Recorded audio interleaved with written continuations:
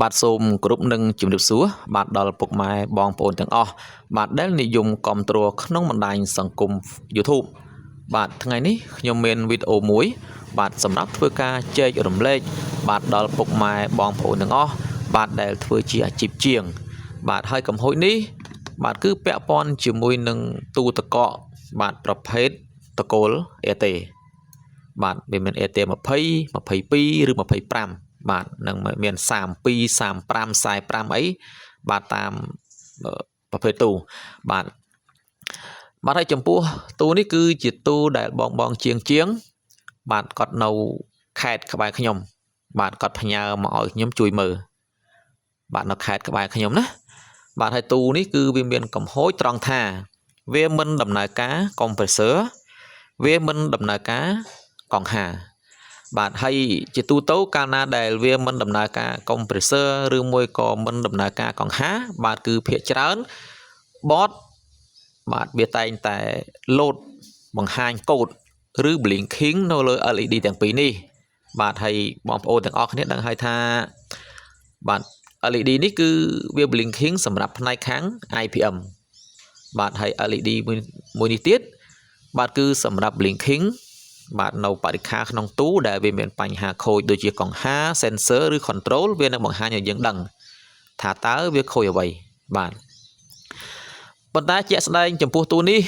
បាទគឺវាអត់ blinking ទេបាទ compressor ក៏មិនដំណើរការបាទកង្ហារក៏មិនដំណើរការបាទហើយក៏មិន blinking ឲ្យយើងឃើញកូដផងដែរហើយចំពោះកំហុសទូនេះបាទបងជាងជាច្រើនបាទខ្ញុំជឿជាក់ថា 50% បាទគាត់បរាជ័យទៅលើទូដែលវាមានកំហុសខូចបែបនេះបាទអញ្ចឹងថ្ងៃនេះគឺខ្ញុំពំនាំមកនៅកំហុសនេះដើម្បីធ្វើការចែកជូនដល់ពុកម៉ែបងប្អូនទាំងអស់បាទជាពិសេសបងប្អូននិងបងដែលទៅនឹងសិក្សាថ្មីដែលគាត់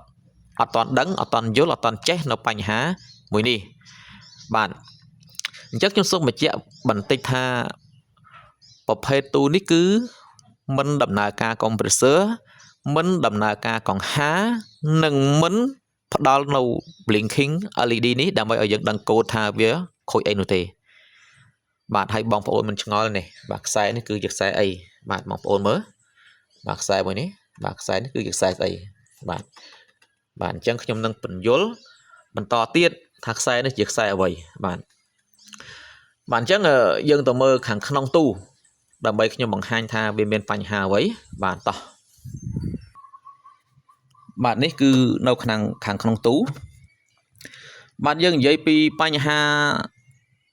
ទៅលើទូដែលខ្ញុំកំពុងបង្ហាញនេះគឺវាមានបញ្ហាឆ្លងជើងស្នាប់បាទឆ្លងជើងស្នាប់ណាបាទឆ្លងជើងស្នាប់របស់ sensor កាត់តកបាទអញ្ចឹងធ្វើឲ្យទូនេះមិនដំណើរការទេហើយសួរថាឆ្លងយ៉ាងដូចម្ដេចបាទគឺនៅពេលដែលយើងដកស្នាប់ខាងក្រោយចេញណាបាទស្នាប់ sensor ខាងក្រោយចេញ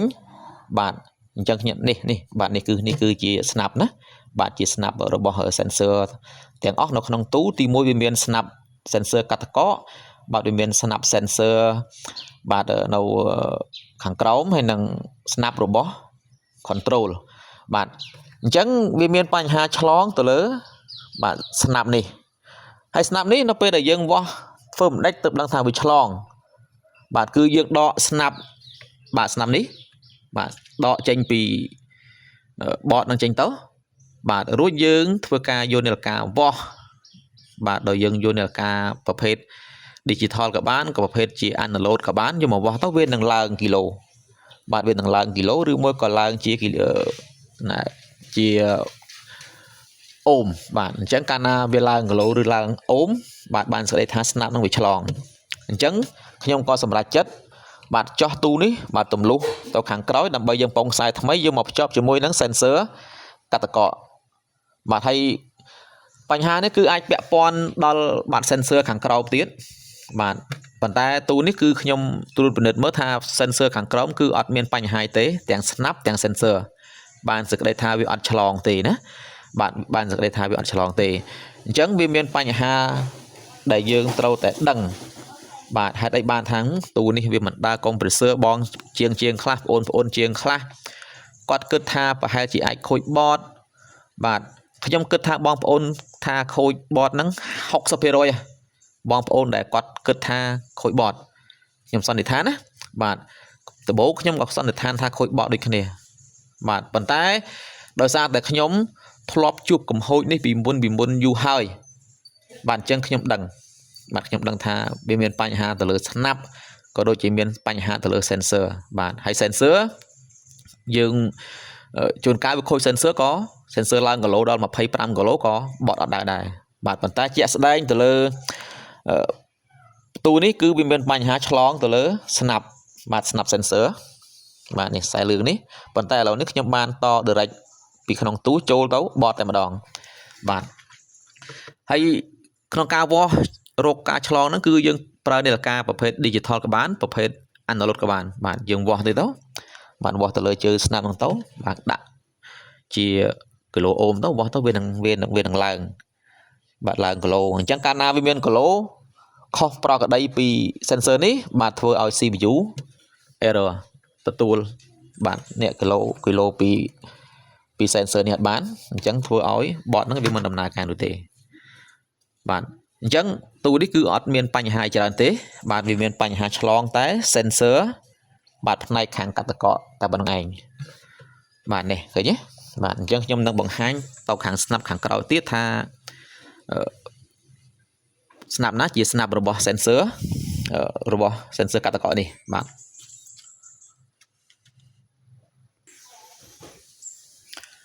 ាទនេះគឺជាស្នាប់បាទ sensor បាទនេះគឺជាខ្សែបាទដែលខ្ញុំពងពីខាងក្នុងមកបាទខ្សែបាទ sensor កាត់តកគឺវាមានពណ៌ប្រផេះបាទនឹងពណ៌ទឹកប៊ិចបាទនេះអញ្ចឹងខ្ញុំក៏បានកាត់ខ្សែនេះចោលនេះបាទនេះខ្សែរបស់វាស៊ីនបាទអញ្ចឹងវាឆ្លងវាមិនមែនឆ្លងខ្សែទេបាទវាអត់ឆ្លងខ្សែទេណាបាទគឺវាឆ្លងទៅលើស្នាប់ដោយសារស្នាប់វាឡើងស្នឹមខ្លាំងអញ្ចឹងធ្វើឲ្យស្នឹមហ្នឹងវាមានអូមមានគីឡូអញ្ចឹងធ្វើឲ្យ CPU របស់ bot អត់អាចទទួលបាននៅតម្លៃរបស់ sensor នេះអញ្ចឹងធ្វើឲ្យវាមិនដំណើរការបាទនេះខ្ញុំសូមបង្ហាញបាទនេះគឺជា snap sensor បាទក្នុងហ្នឹងវាមាន sensor ក្រោមវាមាន control និងបាទ sensor កាត់តកបាទហើយកំហូចនេះខ្ញុំសូមបញ្ជាក់មួយសារទៀតផងដែរថាវាអាចពាក់ព័ន្ធជាមួយនឹង sensor ខាងក្រោមនិង control ខាងក្រោមផងដែរនៅពេលដែល snap របស់វាដាច់ខ្សែឬមួយក៏ឆ្លងដូច snap ខាងលើនេះអញ្ចឹងបាទអញ្ចឹងវាអាចមានកំហូចបែបហ្នឹងដូចគ្នាបាទហើយខ្ញុំជឿជាក់ថាបើសិនជាបងប្អូនទាំងអស់គ្នាជួបនៅកំហុសនេះខ្ញុំគិតថាបងប្អូនគិតទី1បាទអាចខូចបតដោយសារតែបតនេះវាមិនផ្ដល់នៅកូដឲ្យយើងដឹងអញ្ចឹងបងប្អូន 50% ឬ 60% គាត់អាចគិតថាមានបញ្ហាទៅលើបតនេះបាទហើយពីមុនដែលខ្ញុំដឹងពីបញ្ហានេះខ្ញុំក៏គិតថាវាមានបញ្ហាទៅលើបតដូចគ្នាប៉ុន្តែក្រោយពីយើងធ្វើការផ្លាស់ប្ដូរបតទៅបាទគឺឃើញថាវានៅដដែលបាទនៅដដែលវាអត់ដំណើរការដដែលបាទដូរកង្ហាបាទដូរបតថ្មីហើយយើងយកឧបករណ៍តេស្ត compressor មកតេស្តឃើញថា compressor ដំណើរការធម្មតាប៉ុន្តែនៅពេលដែលយើងប្រើប្រាស់ compressor នេះជាមួយនឹងបតនេះបាទក៏វាមិនដំណើរការដដែលបាទអញ្ចឹងកំហូចនេះគឺខ្ញុំបានបង្ហាញរួចរាល់ហើយបាទអញ្ចឹងគឺមានតែប៉ុណ្្នឹងទេបាទអញ្ចឹងបើសិនជាបងប្អូនណាជួបនៅកំហូចនេះបងប្អូនអាចធ្វើការវាស់ការឆ្លងតែវាស់ហ្នឹងត្រូវដកស្នាប់នេះចេញណាបាទដកស្នាប់ចេញពីបតបាទកុំទុកវានៅជាប់បតកាលណាយើងដាក់វានៅជាប់បតគឺយើងវាស់អត់ដឹងទេបាទអញ្ចឹងយើងដោះចំហវាអញ្ចឹងទៅហើយយើងវាស់ពីខាងក្នុងមកវិញបាទវាស់ហ្នឹងគឺយើងគុណជាមួយនឹងគីឡូអូមបាទមិនថានាឡិកា digital មិនថានាឡិកាប្រភេទ analog បាទគឺយើងវាស់ទៅវានឹងឡើងតម្លៃអូមកាលណាឡើងតម្លៃអូមគឺវាឆ្លងស្នាប់នឹងហើយអញ្ចឹងបើសិនជាក្នុងករណីយើងខ្ជិលកោះវាចេញធ្វើបាទដើម្បីសម្អាតជាតិទឹកឬជាតិស្នឹមហ្នឹងយើងអាចប៉ុងខ្សែដូចខ្ញុំអញ្ចឹងបាទខាងលើបាទស្នាប់ខាងលើដែលខ្ញុំបង្ហាញមុនហ្នឹងបន្តិចមិញហ្នឹងបាទគឺដោយសារតែខ្ញុំកោះវាអត់ពិបាកវាតឹងបាទខ្ញុំក៏សម្រេចចិត្តប៉ុងខ្សែថ្មីដើម្បីភ្ជាប់ជាមួយនឹង sensor ជាមួយនឹងបតតែផ្ទាល់តែម្ដងបាទអត់ប្រើស្នាប់ទៀតទេបាទស្នាប់យើងប្រើតែ ផ្នែកខាង resistance និង fusive ប៉ុន្តែ sensor នេះគឺ direct មកដល់ board ហើយបាទអញ្ចឹងវីដេអូនេះគឺមានតែប៉ុណ្្នឹងទេបាទជាចុងក្រោយខ្ញុំបាទសូមអរគុណបាទដល់ពុកម៉ែបងប្អូនទាំងអស់បាទដែលចំណាយពេលបាទតាមដានទស្សនានៅវីដេអូរបស់ខ្ញុំបាទពីកំហូចទូទឹកកក AT បាទ22នេះដែលវាមានបញ្ហាមិនដំណើរការកុំព្រេស័រមិនដំណើរការកង្ហាអញ្ចឹងខ្ញុំបាទសូមអរគុណបាទសូមជម្រាបលា